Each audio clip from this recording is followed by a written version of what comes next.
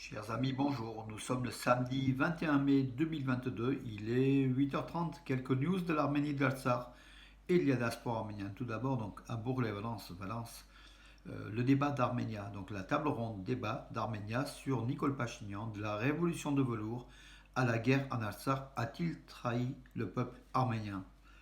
Débat passionnant, bien sûr. Donc le sujet est très très passionnant, bien sûr. Donc dans l'ensemble, en fait, ce qui est Nicole Pachinian n'a pas été accablé en fait, hein. Donc on lui a donné des circonstances atténuantes de la situation géopolitique du Sud-Caucase, de l'Arménie entre la Russie, la Turquie, l'Azerbaïdjan, de divers problèmes. Donc voilà.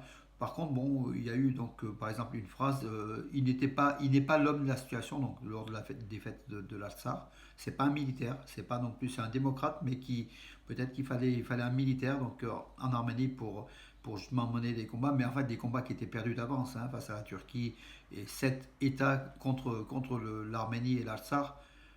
N'a pas pesé bien lourd, d'autant plus que Poutine n'a pas bougé, donc l'Artsakh n'étant pas, dit-il, son domaine, sa zone, or qu'il aurait pu. Euh, voilà. Donc Nicole Pachinian n'a pas été accablé, bon, il a été critiqué, mais comment dirais-je, pas fortement, tout simplement, donc ce qui est aussi un gage que ce débat était, comment dirais-je, pas truqué. Donc le public a exprimé pleinement, pas son soutien en fait, hein, de le fait que la situation est tellement terrible en Arménie que de toute façon que ce soit Nicole Pachinian ou d'autres, c'est compliqué. Et puis surtout, donc aujourd'hui, il y a deux, trois personnes qui ont dit que Nicole Pachinian a payé ce que Sarkissian et Kocharian n'avaient pas fait, c'est-à-dire qu'ils n'avaient pas armé l'armée arménienne tout simplement en volant, hein, en volant tout simplement. Voilà. Cette épée de Damoclès, qui était le conflit du Haut-Karabakh qui n'était pas réglé, ben, c'est tombé sur Pachinian alors qu'il aurait dû être réglé au niveau de concessions, hein, mutuelles, donc il y a des années, avant l'ère Pachinian. Voilà en conclusion mes amis, mais de toute façon, donc le public a reconnu que l'Arménie traverse une situation terrible, et que voilà, et que son sort dépend de la Russie, dépend de la Russie. Et si la Russie trébuche, la Turquie est prête à, comment dirais-je, la Turquie ne veut pas l'existence de l'Arménie, hein, en fait, au Sud-Caucase, non plus l'Azerbaïdjan. On connaît le risque réel qui menace aujourd'hui le peuple arménien, le danger, tout simplement. Donc, une nouvelle fois, solidarité. Voilà, donc chapitre est clos. Alors, quelques news donc de l'Arménie. Oui, le président de Lituanie qui est en visite officielle de 2 jours. Donc, c'était hier. Je crois qu'aujourd'hui il devrait logiquement partir. Ou il est parti hier soir. Donc, c'est Gitanas Nausėda. Il a été reçu donc officiellement par le président d'Arménie. Donc, le président d'Arménie qui l'a reçu avec tous les honneurs militaires de Vakhen Ratchaburian à Yerevan.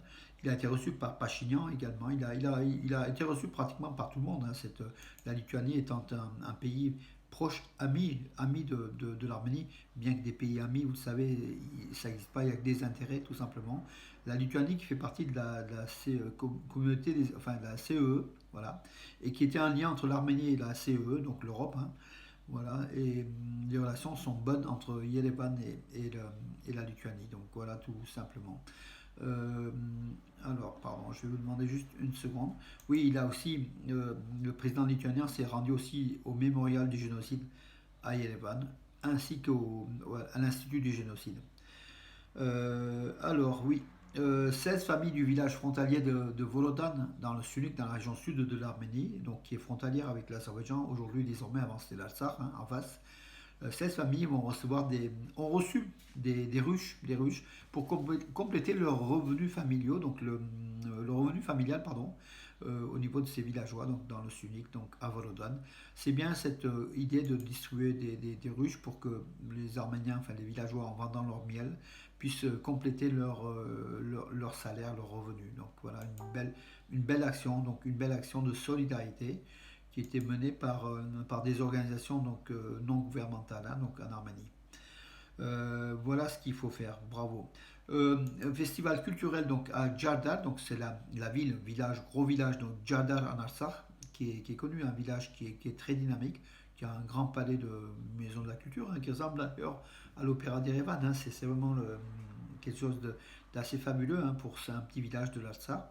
Il y a eu un festival, donc enfin, a débuté un festival culturel intitulé L'Artsakh vit. L'Artsakh est en vie, le peuple vit, il est debout, avec beaucoup de jeunes dansent, chants, traditions, donc pour affirmer l'existence du peuple de l'Artsakh. Donc le directeur de l'école d'art de Jardar, Hovik Harutyunyan, donc c'est lui qui a animé en fait donc ce festival avec Moutafian. Moutafian, c'est pas l'historien, c'est Garen Moutafian ou Garine Moutafian. Attendez, je vais juste pour être précis. Oui, non, Garni Moutafian, donc, qui est le responsable des relations publiques du groupe de réflexion Genesis Armenia. Donc, c'est Genesis Armenia qui a organisé ce festival, qui continue encore aujourd'hui, donc en Artsakh, montrant la dynamique en fait, de la résilience du peuple arménien de l'Artsakh qui n'inspire qu'une chose, vivre sur ces terres. Entre-temps, la Turquie, grande menace, bien sûr, qui est une nouvelle fois une menace de cette existence du peuple arménien en Artsakh, le chef de la diplomatie turque, Mevlut Çavuşoğlu, a affirmé que les autorités arméniennes subissent la pression des radicaux entre guillemets, c'est de l'intérieur du pays. Bon, c'est l'opposition, c'est notamment de la FRA, du bloc Hayastan, puis d'autres groupes politiques, et de la diaspora à l'extérieur. Donc voilà, la diaspora est une nouvelle fois montrée du doigt par la Turquie, et une diaspora qui empêche, et puis l'opposition en Arménie, qui empêcherait à Pachinian, au gouvernement Pachinian d'exercer librement son pouvoir et de ses relations avec la Turquie. Voilà, c'est ce que dit la Turquie. Bon, avis, enfin, ça n'engage que ceux qui y croient, tout simplement. L'international arménien, donc Henrik Mkhitaryan, 33 ans, que l'on disait à Marseille, il était annoncé, enfin à Marseille, il y avait des pourparlers. A priori, c'est Tottenham Milan, l'Inter de Milan, champion d'Italie. Tottenham et Aston Villa, donc deux clubs anglais qui désirent donc l'international arménien, dont le contrat arrive à expiration dans un mois et demi, donc le début juillet.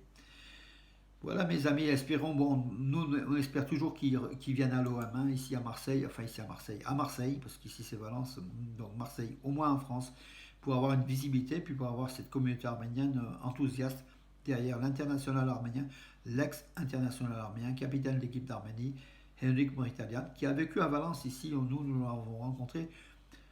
On l'avait fait venir aussi son père, Hamlet Mkhitaryan. Quand je dis on, c'est mon association de Spurk Arménie avec Charles Iranian, qui aujourd'hui a disparu. On avait fait les pourparlers avec Kodak Apovian. À l'époque, l'Arménie était soviétique, pour que Hamlet Mkhitaryan puisse venir ici. Et puis il est venu, il a dynamisé l'équipe locale de l'USJOA Valence, l'ASOA Valence, qui est montée de la 3e division jusqu'en 2e division. C'est le seul club d'origine étrangère en professionnel, en fait, en 2e division. Malheureusement, ça a tenu quelques années, et puis ce club a décliné. Voilà, aujourd'hui, on n'a pas de club, tout simplement. Ça, dommage. Ce sont peut-être aussi les dirigeants arméniens. Il ne faut pas non plus toujours accuser les autres. Les dirigeants arméniens, peut-être, qui ont mis fin justement à ce rêve, à ces exploits qui nous faisaient rêver. L'USU à Valence, et beaucoup s'en souviennent. Voilà mes amis, écoutez, j'en ai terminé. Je vous donne rendez-vous à demain. Bonne journée, bon samedi, soleil, un peu de chaleur, mais demain ce sera encore pire mes amis. Alors préparons-nous. Bonne journée.